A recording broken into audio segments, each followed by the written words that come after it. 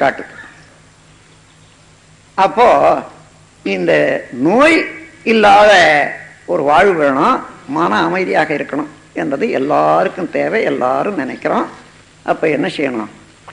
திடீர்னு ஏதோ குழம்பு சட்டியில ஏதோ சாமான் ஏதாவது தேவையில்லைன்னா அது கெட்டு போச்சுன்னா வழிச்சு போட்டுடுறோமே, அந்த மாதிரி வழிச்சு போட முடியாது. இது அது திருப்பி கொஞ்சம் கொஞ்சமாக தான் மாற்றி அமைக்கணும்.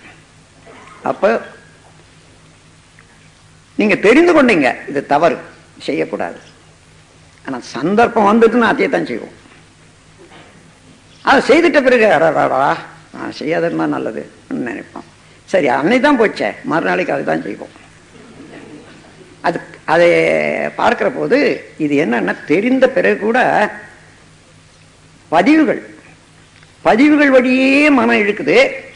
விளக்கம் அனுபவத்தினால விளக்கம் உண்டாகுது, அது உயர்த்துது. விளக்கத்துக்கும் பழக்கத்துக்கும் போராடி கொண்டிருக்கிறது. இதுதான் மனிதனுடையது.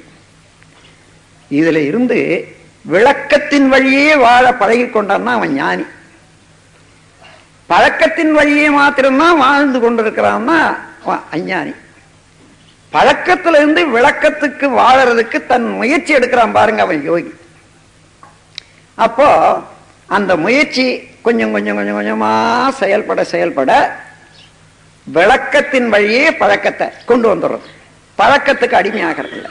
இதுதான் லிபரேஷன் என்றும் விடுதலை என்றும் பேர். நீங்க விடுதலை என்ற வார்த்தை என்ன, நான் எப்பொழுது இந்த ஆன்மா விடுதலை ஆகுமோ என்று கேட்டா, இந்த வினைப்பதிவுகளால அறிவு இழுத்து அதையே செய்யணும்ன்ற போது விட்டு, நான் விரும்பியதை செய்வேன், நல்லது மாத்திரம் தான் செய்வேன், நல்லது மாத்திரம் பெறுவேன் என்ற அளவுக்கு மனிதனுக்கு துளிவும் தெளிவும் வந்துட்டுனா அதுதான் லிபரேஷன், அதுதான் விடுதலை. அந்த விடுதலையை நோக்கி மனிதன் பயணம் தொடங்கிவிட்டாலே அதான் ஆன்ம தரிசனத்துக்குரிய முதல் படி. அப்போ மனிதனும் பிறந்து மற்ற ஜீவன்கள் எல்லாம் 5 உணர்வோடு இருக்கிற போது மனிதனுக்கு 6வது அறிவு வந்து விட்டது. அது காரணம் என்னன்னா, அறிவையே அறிந்து அறிவில் இருக்கக்கூடிய களங்கங்களை போக்கிக் கொண்டு அறிவு தூய்மையாகி அறிவின் முழு விரிவில் இயற்கைக்கு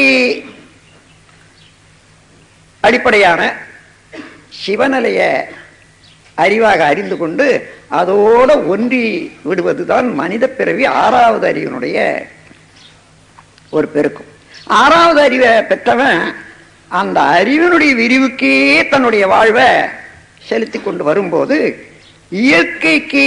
இயற்கையின் இனிமையில கெடாத வாழக்கூடிய தன்மை உண்டாகும். அந்த ஒவ்வொரு செயலையும் இன்பம் தான், ஒவ்வொரு செயலையும் அமைதி தான். இயற்கைக்கு இனிமை கெடாத, இயற்கையோடு இனிமை கெடாத மனிதன் செய்யக்கூடிய செயல்கள் எல்லாம் இன்பமா இருக்கும். பிறவியினுடைய நோக்கம் எது? 6வது அறிவை விருத்தி செய்யணும். அதை ஒட்டி போகக்கூடிய செயல்கள் எல்லாம் இன்பம் தான். அதற்கு தடையோ திசை மாற்றமோ குழப்பமோ வறுமையானால் அதுதான் துன்பம். ஆகவே இப்பொழுது இந்த தடையை நீக்கி நான் விளக்கத்தின் வழியே வாழணும். யாரா இருந்தாலும் சரி, நல்ல ஞானியாக இருக்கிற மாதிரி எல்லாரும் நினைப்போம்.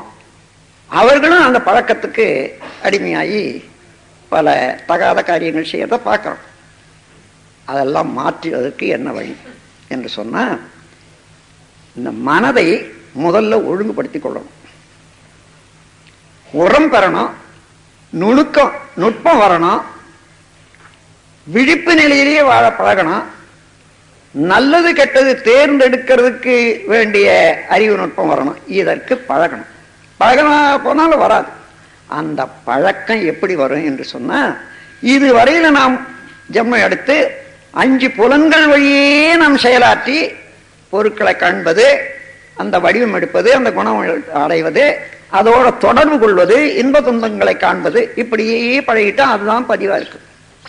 இந்த பொருட்கள் 5 புலன்களுடைய இயக்கத்தை விடுத்து தன்னை விடுவித்துக் கொண்டு நான் எங்கே இருந்து இயங்கிக் கொண்டிருக்கிறேன், அறிவு என்பது என்ன என்று தன்னையே நோக்கி பார்க்கிறதுக்கு எங்க இருந்து அறிவு விரிந்து செயல்படுது என்றால், உயிர் சக்தியை இடமாக வைத்துக்கொண்டு விரியுது. புலன்களோட தொடர்பு கொள்ளும் போது இங்கதான் மனம்னு சொல்றோம். அதான் கான்சியஸ்னஸ். அது பொருட்களோட இன்பத்தோட துன்பத்தோட இப்படி இயங்கிக் கொண்டிருக்கிற போது அது மனம்னு சொல்றோம். அது மெட்டீரியல் கான்சியஸ்னஸ்.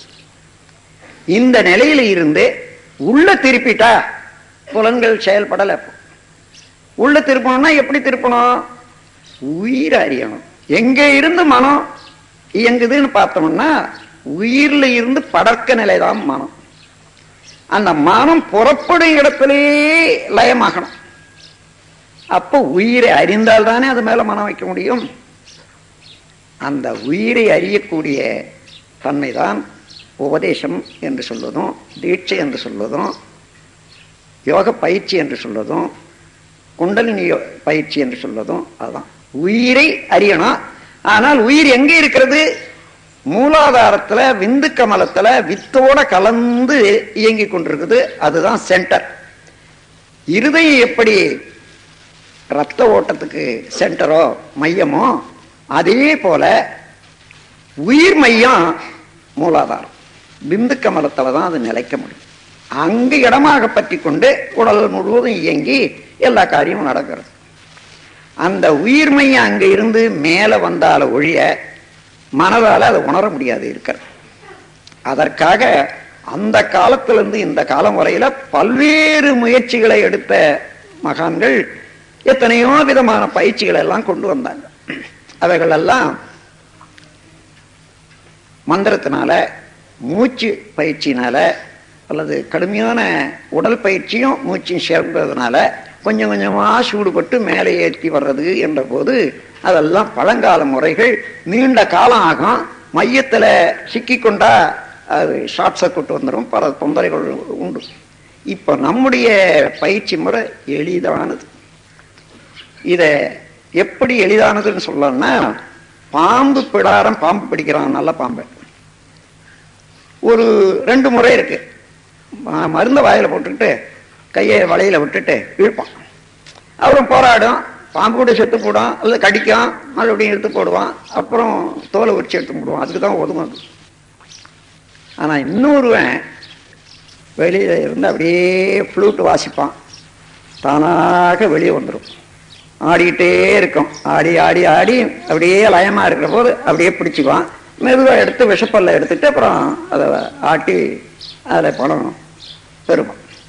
இது போல தானாக ஆடச் செய்து சிரமமில்லாத அந்த குண்டலின் சக்தியை மேலே ஏற்றுக்கொள்ளக்கூடிய வித்தை ஒன்று தான் இப்போ நம்முடைய பயிற்சி முறை.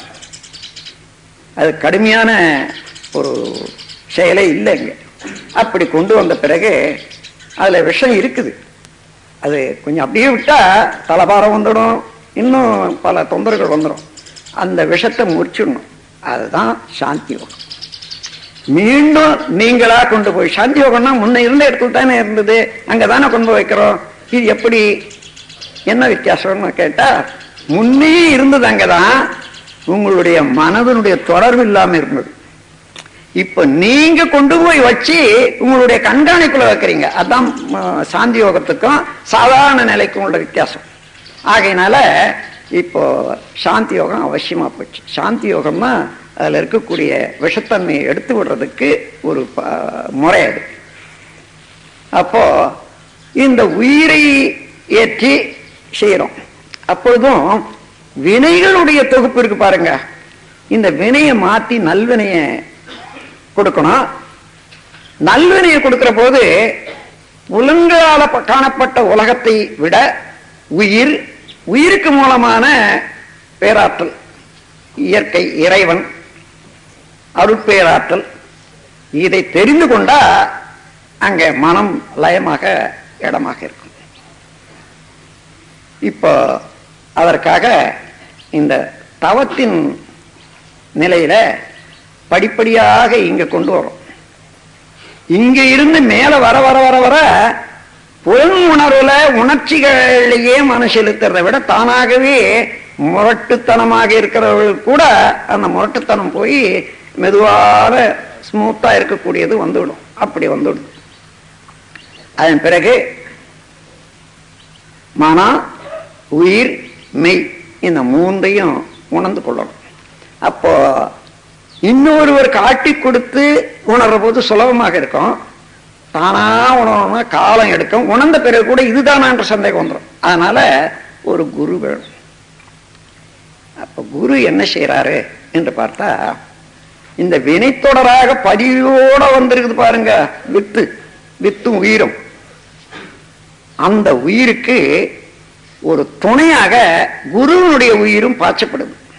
அப்படி சேர்ந்த பொருள்தான் எப்படி பாலை காய்ச்சி பக்குவமா இருக்கிற போது உரைக்குத்துனா பாலும் தயாராகிறதோ, அதே போல குருவனுடைய உயிர் சீடனுடைய உயிரோடு சேர்ற போது, இது எந்த நிலையில இருந்து குருவனுடைய உயிர் பாய்ச்சுறாரு? எல்லாம் வல்ல இறைநிலை உணர்ந்த நிலையில அந்த அகண்டாகாரத்தில் இருந்து கொண்டு இந்த ஜீவன் உய்ய வேண்டும் என்று உயிரை பாய்ச்சுறார். இது அறிவுக்கு பிறவி. இந்த உடல் பிறவி எடுத்துக்கொள்ளுங்க. அன்னையும் தந்தையும் உணர்ச்சி வயப்பட்டு உடல் உறவு கொண்டு அந்த மனநிலையில உடல் உற்பத்தி ஆச்சு.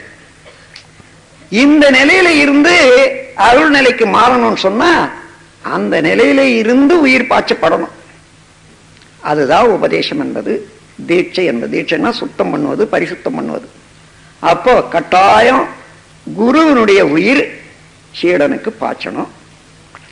அத 3 வகையாக, ஒரே அடியில எல்லாம் வந்துட முடியாது, 3 வகையாக பாய்ச்சணும் என்பதை இதுவரையில வந்த ஞானிகளுடைய ஒரு தொடர்ல 3 வகை. ஒன்று ஸ்பரிச தீட்சை, தொட்டு உணர்த்துதல். இன்னொன்று சற்று தீட்சை, பார்த்து உணர்த்துதல். ஞான தீட்சை, நினைவுனாலேயே செலுத்துதல்.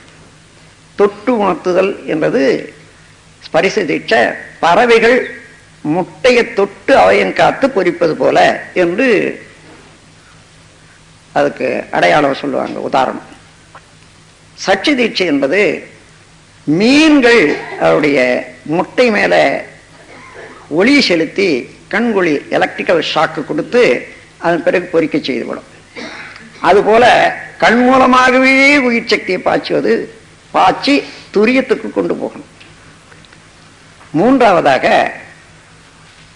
அகண்டாகாரத்தில் நின்று கொண்டு இந்த ஜீவனுக்கு ஆய்க்கினை மாத்திரம் கொடுத்து, வா அங்க இருந்து கிளம்பு, அங்க போ, இன்னும் துரியம் பிரபஞ்சம், அதை தாண்டி துரியாதீதம் என்ற ஒரு முழுமுதற் பொருளாக உள்ள நிலையில கொண்டு வைக்கிறது பாருங்க.